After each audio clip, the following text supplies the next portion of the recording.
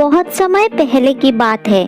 जंगल के किनारे एक छोटे से गांव में एक पिल्ला अपनी माँ के साथ रहता था। उसका नाम था कालू। एक दिन कालू की माँ बहुत बीमार पड़ गई। वो इतनी बीमार हो जाती है कि वो ठीक नहीं हो पाती। फिर एक दिन उसकी मृत्यु हो जाती है और कालू अपनी माँ के पास बैठकर रोने लगता है। माँ, आप मुझे छोड़ के क्यों चली गई? मेरा और कोई नहीं है। मेरा ख्याल कौन रखेगा? कौन मुझे दूध पिलाएगा? मैं किसके पास रहूंगा? दरअसल कालू अभी बहुत छोटा था। वो बिल्कुल अकेला हो जाता है। वो इतना छोटा था कि अभी खाना भी नहीं खा सकता। वो सिर्फ अपनी माँ का ही दूध पीता था। वो छोटा जरूर था, लेकिन उसमें बहुत समझ थी। वो जैसे तैसे अपनी माँ की लाश को गड्ढे में धकेलता है और ऊपर से मिट्टी डाल के उसे दफना देता है। इस काम में उसका कोई साथ नहीं था। फिर कालू अपने माँ को दफना कर वहाँ से चला जाता है।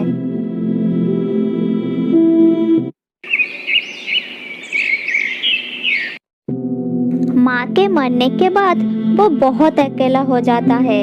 वो दूसरे कुत्ते के साथ घुलने मिलने की कोशिश करता है, लेकिन जैसे ही वो दोस्ती करने की कोशिश करता है, उसे बाकी कुत्ते भगा देते हैं। उसे कोई अपने झुंड में शामिल नहीं करना चाहते थे। फिर वो दुखी होकर वहाँ से चला जाता है और रोने लगता है। माँ, आप क्यों मुझे छोड़कर चली गई? मुझे अकेला देख के कोई मुझसे दोस्ती नहीं कर रहा है। मैं बिल्कुल अकेला पड़ गया हूँ माँ। मुझे बहुत भूख भी लगी है माँ।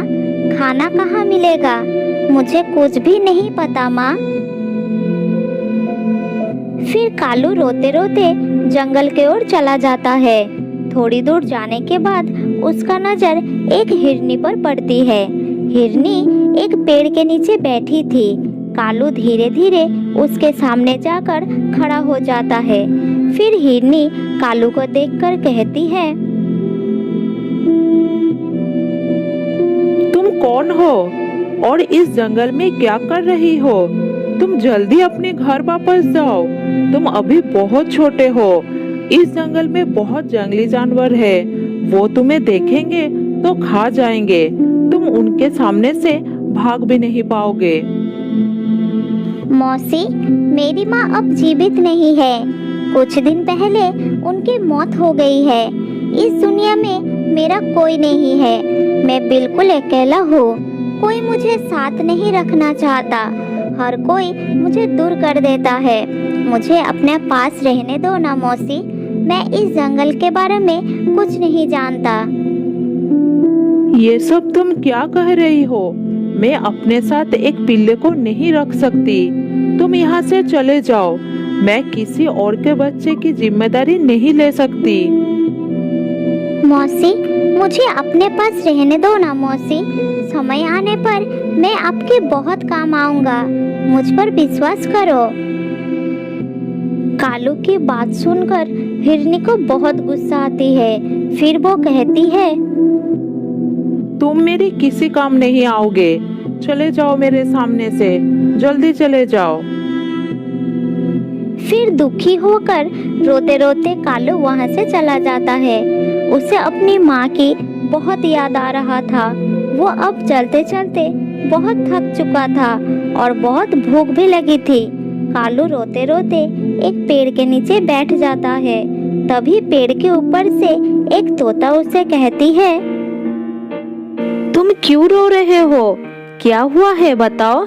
शायद मैं तुम्हारी कोई मदद कर सकूं। बिना डरे तुम मुझे सब कुछ बता सकते हो। मुझे बहुत भूख लगी है। कुछ दिन से मैंने दूध भी नहीं पिया है। मुझे थोड़ा खाना दे सकते हो?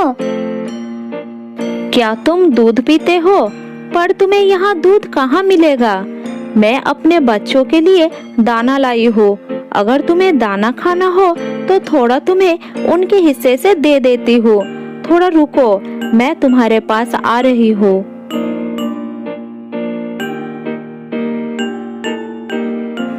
तोते ने अपने बच्चों के लिए जो कुछ लाया था उसमें से वो कालू को भी दे देती है, जिससे उसकी थोड़ी भूख मिट जाती है।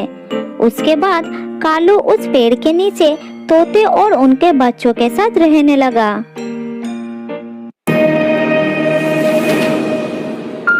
कुछ दिन बाद जंगल में एक शिकारी आता है और वो जंगल में जाल बिछा देता है। थोड़ी देर बाद जब हिरनी वहां से गुजरती है तो वो उस जाल में फंस जाती है। हिरनी जाल से बाहर निकलने के लिए छटपटाती है, लेकिन वो नहीं निकल पाती।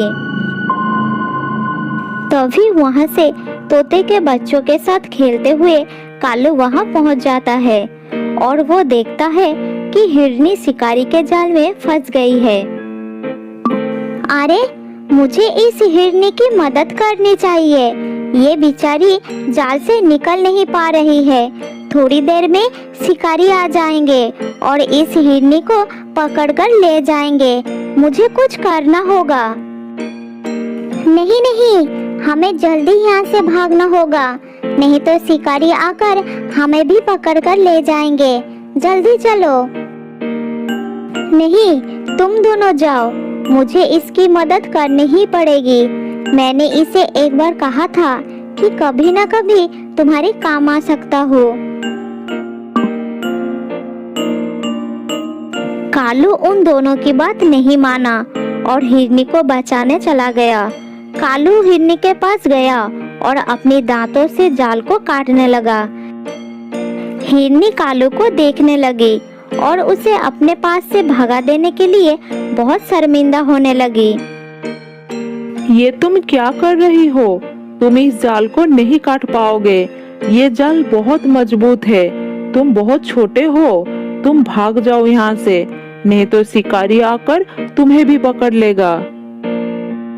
हाँ, मैं बहुत छोटा हूँ, लेकिन ये जाल काटना मेरे लिए कोई मुश्किल बात नहीं है।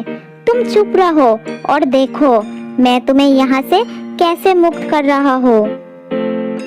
हिरनी कालू की हिम्मत देखकर हैरान हो जाती है। बिना किसी से डरे उसने अपने नुकीले दांतों से जाल को काटने लगा। थोड़ी देर में धीरे धीरे कालू ने जाल को काट दिया और हिरनी को बाहर निकाल दिया। जाल से मुक्त होते ही हिरनी की आंखों में आंसू आ गए, क्योंकि उसने इस छोटे से बच्चे के साथ बहुत बुरा व्यवहार किया था। लेकिन इस छोटे से बच्चे ने आज उसकी जान बचा ली। फिर वो कालू को पास बुलाती है और कहती है, आओ बेटा, मेरे पास आओ। मैंने तुम्हारे साथ बहुत बुरा व्यवहार किया, तुम्हें भगा दिया, लेकिन फिर भी तुमने मेरी जान बचा ली। तुमने मुझे यहाँ अकेला छोड़ सकते थे, लेकिन तुमने ऐसा नहीं किया। हाँ, उस दिन मुझे बहुत कष्ट हुआ था जब तुमने मुझे रहने का जगह नहीं दी। तब मैं बहुत डर गया था। इतने घने जंगल में मैं कहाँ जाऊंगा, क्या करूंगा? फिर एक तोता मौसी मुझे सहारा दिया और मैं उसी पेड़ के नीचे उनके साथ रह रहा हूँ। आज जब मैं खेलने के लिए बाहर आया, तभी मैंने तुम्हें इस जाल में फंसा हुआ देखा। तब मुझे अपनी माँ की याद आई और मुझे तुम पर बहुत दया आई कि शिकारी तुम्हें पकड़ लेंगे और मार डालेंगे। और मैंने तुम्हें उस दिन कहा था ना कि एक दिन मैं तुम्हारा काम आऊंगा। मुझे माफ कर दो बेटा, मैंने उस दिन तुम्हारे साथ बहुत बुरा व्यवहार की थी। दरअसल उस दिन मैं बहुत दुखी थी और मैं सोच भी नहीं सकती थी कि एक छोटा सा बच्चा मेरी मदद कर सकता है। तुम बहुत बहादुर हो। धन्यवाद। अब मैं चलता हूँ। अब से सावधान रहना। कहाँ जा रहे हो तुम? अब से मेरे साथ ही रहोगे। फिर रोते रोते हिरनी ने कही, जानते हो, उन शिकारियों ने मेरे बच्चों को भी जाल में फंसाया था और शहर ले गए। मुझे मेरे बच्चों की बहुत याद आती है। फिर कालू ने हिरनी के आंसू पोंछते हुए कहा, तुमने अपने बच्चों को खोया और मैंने अपनी माँ को। मुझे अपनी माँ की बहुत याद आती है और माँ की दूध की। तुमने अपनी माँ खोई और मैंने अपनी बच्चे। आज से मैं तुम्हारी माँ हूँ, तुम मेरे दूध पिया करो। आज से तुम्हें दूध के लिए तरसना नहीं पड़ेगा। आज से तुम मुझे माँ कहना। सच माँ, आज से तुम मेरी माँ हो। मैं तुम्हें पाकर बहुत खुश हूँ माँ।